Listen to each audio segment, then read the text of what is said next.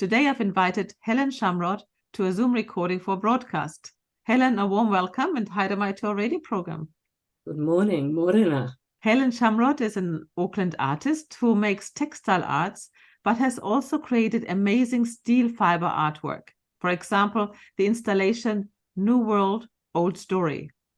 In 2005, she was appointed an officer of the New Zealand Order of Merit for services to the arts.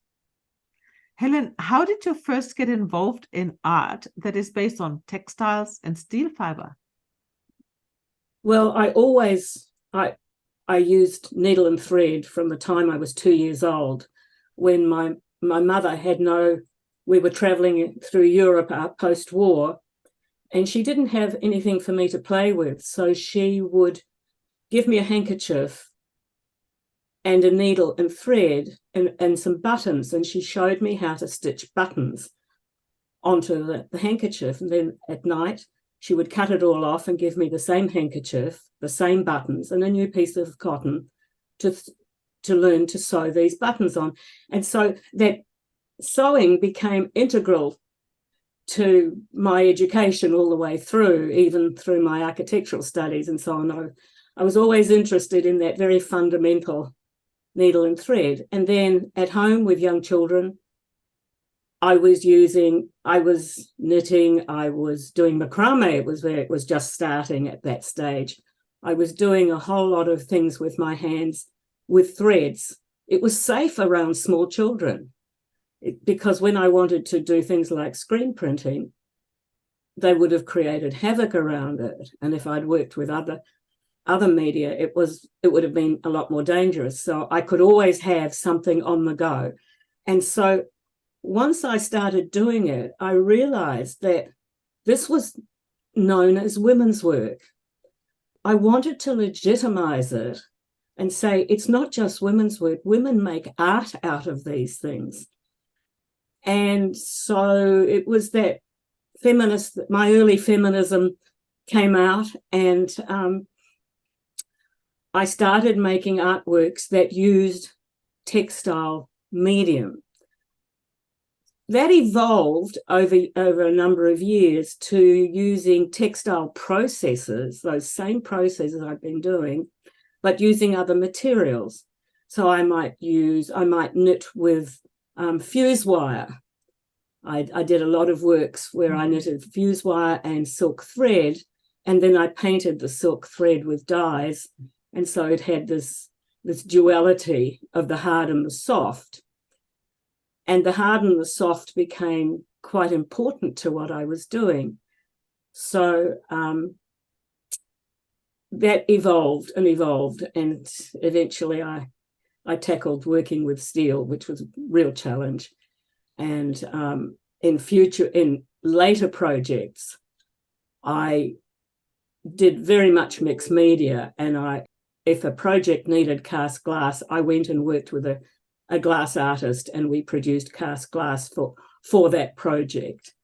So in the installation that I did, 18 for Life, 10 to Remember, I used stitched silk, a big hanging, but I also produced 18 glass containers for yahrzeit candles, the memorial candles.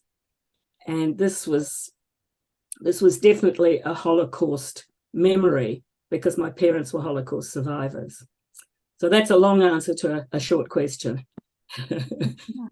Well, but you've already led to the next question. I would like to know what is the role of religion that has played in your artwork, because you've just mentioned some of your background. Can you tell us more about the role of religion in your artwork?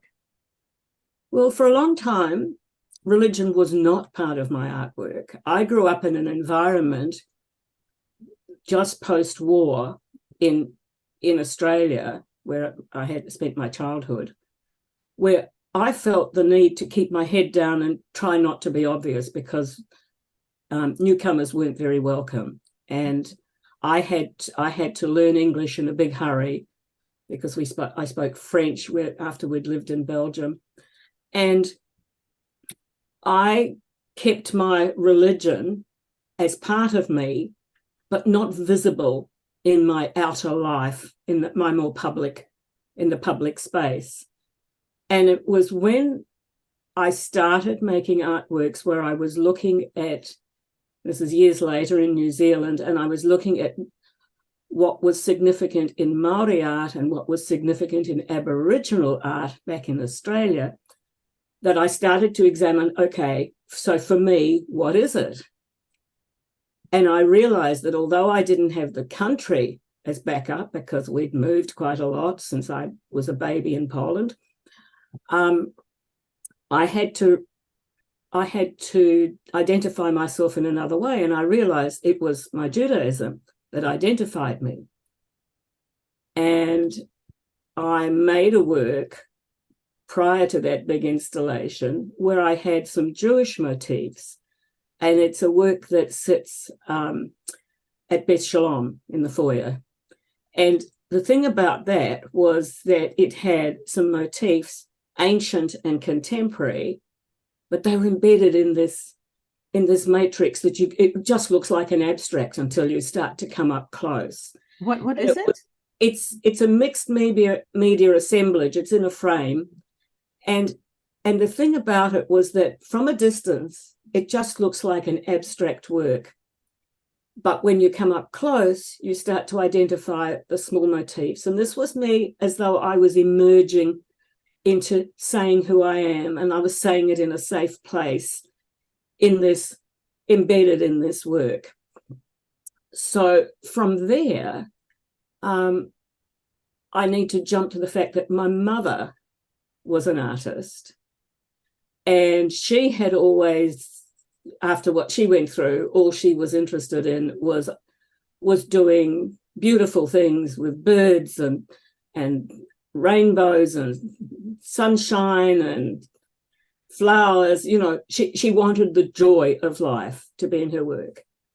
And then one day she told me that she was doing a big mural for the outside of a synagogue in Melbourne. And one of the panels was going to be about the Holocaust. I was stunned, absolutely. She showed me the sketches and so on. And I came back and I thought, if my mother can do it, I need to. So I made my first work absolutely focused on where I had come from. And that work sits at Auckland Museum in the Holocaust room. And it looks like a stack of burnt books, or it looks like a stack of bricks, and that implies gas chambers. There's a torn area at the bottom, and there's a little golden Star of David, a Magen David, that I embroidered. So here's the embroidery. It comes back in. And that was the work. That was my first work out there that said, this is my heritage. So from there on, it came into exhibitions that I did where I researched pre-war Europe, wartime memories of my parents, the fragments that I gained, and I did a number of works that focused on that. In parallel to that, I was being invited to design some elements for two synagogues in Auckland. The Orthodox community came and commissioned me to do some things for them, to design a silver crown to sit on top of a Torah scroll, a curtain for the ark, and then later they came back for more. And in the meantime, I was doing things for Beth Shalom, which is my community. And at Beth Shalom, I designed a tree of life, which is in the foyer. And the thing about that was that it's glass on glass. And we added glass little panel commemorating the good and the difficult and the challenges and the losses and the loves and the births and so on. And each little leaf is glass on glass on glass. So it's like it's layering what's going on in life there. And the light can shine through, which is The beautiful. light shines through, absolutely. Yes. And so that was the first major work at Beth Shalom.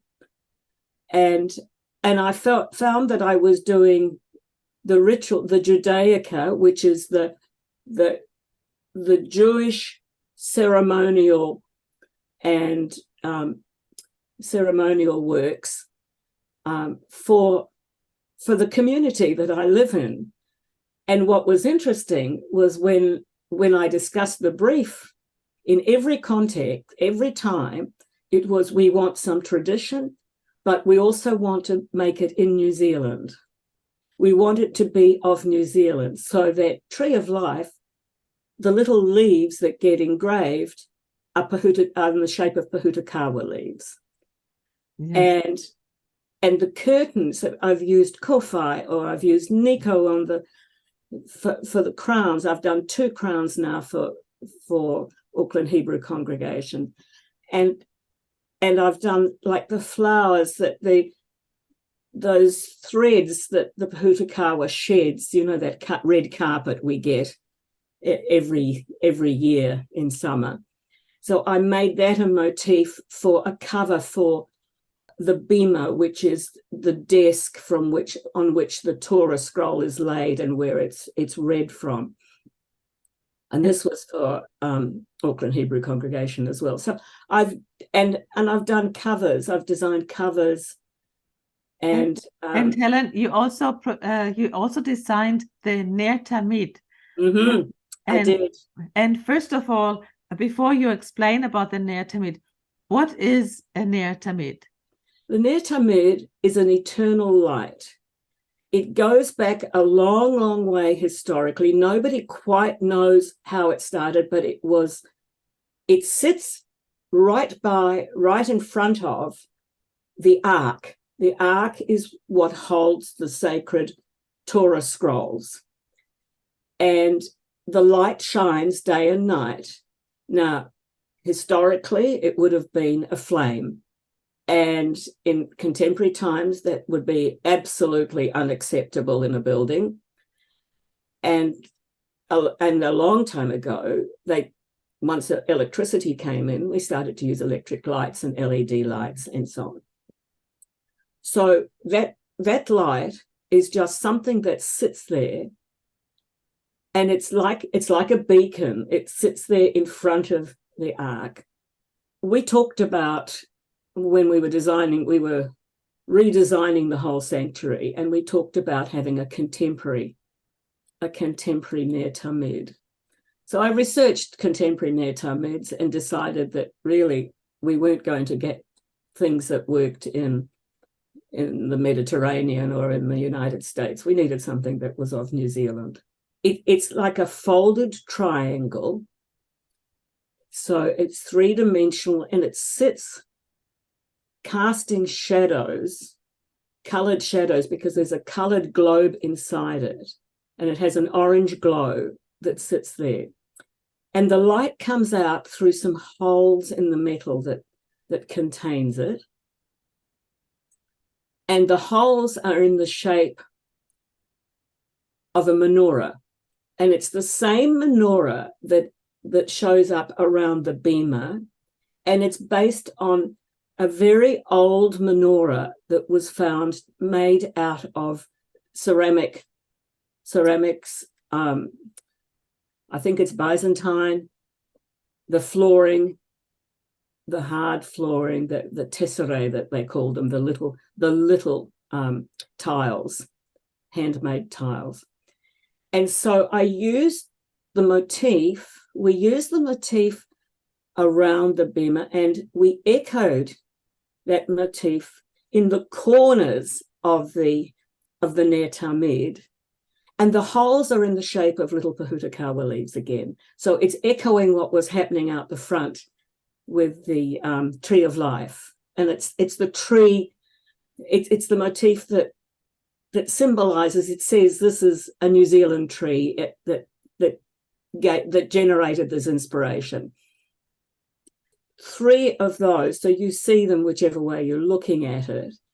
And underneath, there's a motif in the glass sitting underneath of a Star of David. Now, the Star of David, the Magen David, is a much more contemporary motif in Judaism.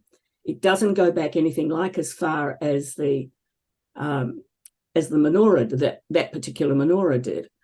But what it does, it has the past, the relative past, and then the now, which is the light in this very contemporary looking little sculptural piece. It's like a little mini sculpture that hangs there.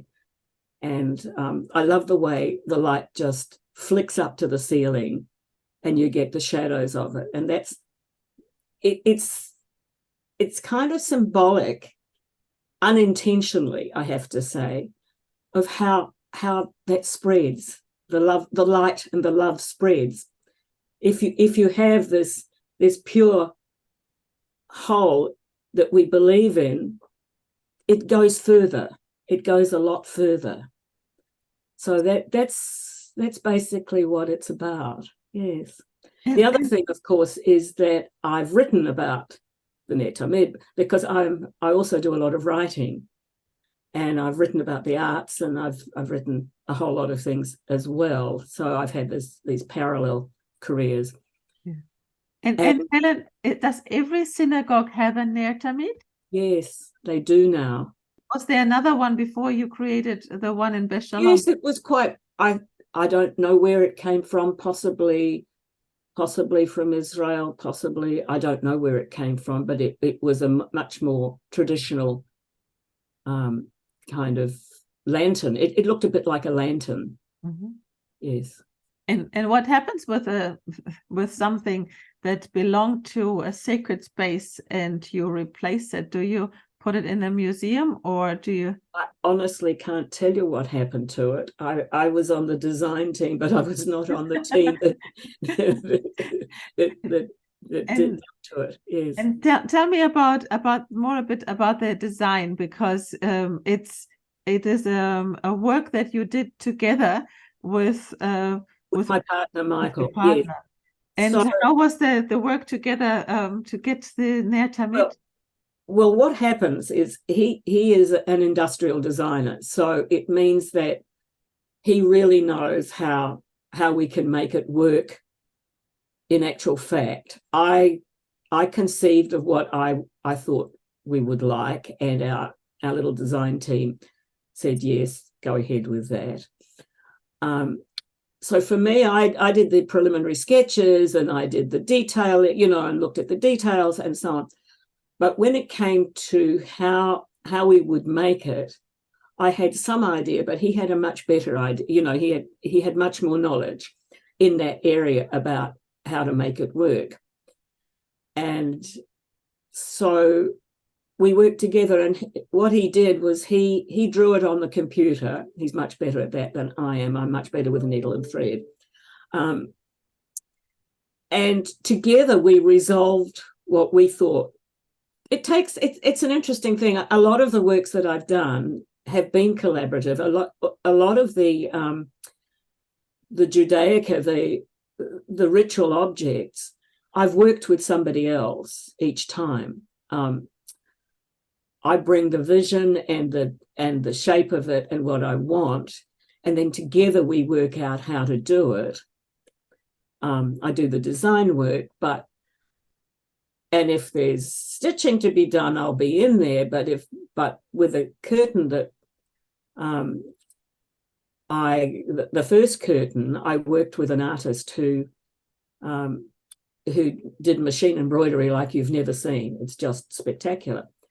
With Michael working on the Ner Tamid, he knew exactly how the bits of perspex would work, and because he was familiar with the materials, I just had this idea of how it might work. But it's working with somebody who has in-depth knowledge. The silver crowns, I worked with people who worked with silver. And it's very enriching, actually, that doing a collaborative process. It means that you get more than the sum of the two parts. You get a whole other thing gets generated, and I think it's invariably better. I think that sounds wonderful to work together, because it's, especially if you do something for your community. So That's right. It's not you don't prepare an object of art for yourself, but it's for a community. So to have at least one more person involved, that's great. Yeah. Well, I think that's one of the things that that comes of wanting a big vision, bigger than I know I can do on my own. And sometimes the other party was a commercial organization that did commercial embroidery or commercially created the curtains, or, because I went to somebody who was expert at it, and I would get in there completely engaged with every tiny little detail. One of the members came with me when I was, for instance, when I was selecting threads for a Torah mantle, the cover that sits over the Torah scroll. And she watched me selecting yellow threads, and she couldn't believe how many threads there were in that were available, and how we picked out exactly which threads would give the right tonal value. And so those are my skills, but I handed it over to the commercial people to actually put it together for me. And I think that's what's really interesting. And it's something that comes from learning in workshops, and over the years where I've done a bit of teaching, and where I've gone into different environments and realized that how much stronger it is to work with other people than just to be, alone in the studio, just doing, which I do for some things, and I love that part of it. I love being in my own headspace, working in the studio or at my desk writing or whatever, and that is done in solitude. But then the other is just enriches the process. That reminds me very much of what some musicians say, how they have an idea of a musical piece, and then they present it to friends, and then the friends give a little bit of feedback, and then out of that grows the final piece. And absolutely. Yeah. So yeah, these are the things that we learn, sometimes by chance and sometimes by design. Yes. Thank you so much. It's really interesting. You were mentioning the mantle of the Torah. So is a mantle of the Torah, it's a covering of the Torah, and it's taken can you tell us a little bit more about the meaning of the mantle? Sure. The Torah scroll winds in, it's a double scroll. So you have to hold it together. So there is a fabric strip that holds it together. And then you cover that, you drop, there's two shafts, two pieces of wood that come up through it. And you drop a cover with the two holes on it over the top of it. And the mantle it has all sorts of ways of being interpreted. And there are mantles internationally that have any number of versions, but usually there is a Jewish motif. There might be a motif that indicates what country it comes from just by what it is. For instance, the plant life that I've used in different mantles, and there's often an embroidery of some sort, generally commercial embroidery. Sometimes there's some American ones where there are assemblages of fabrics on them. That it becomes fabric. It becomes a textile art work in itself. And there's sometimes a Hebrew inscription that's chosen, a phrase that embodies what's in it. There's often Jewish motif of some sort. So you're getting like a picture. Sometimes there is an inscription on the back of who donated it, in whose honor it was donated. Yeah. Sometimes that inscription is inside, and sometimes it's on the outside and forms part of the visual image that you have of it. In many ways, it protects the scroll, and you lift it off, you read from it during the service each week, and then you put it back on. And then there's another mantle, a white one that gets put on for the high holy days. And the white mantle is a separate one again. And I did design one for Auckland Hebrew congregation that was being donated. And it has a little pomegranate, which symbolizes something about the new year, about the timing. But it also has leaves, New Zealand leaves. Yes, I try and embody a little bit of history and a little bit of tradition and a little bit of sense of place. I find it interesting that the term mantle, because there is a German word called Mantel, exactly spelled the same way, and that's the German word for coat. In English, a mantle is a cover or a coat. It can even be a cover on the land, as far as I know. So yes, it's the cover. And it's possible that it comes from that word has evolved from the German. I'm sure it has. I mean, just English has a lot of derivations from a lot of languages. Thank you so much, Helen, for all these insights. It's been fascinating. Thank you. Thank you.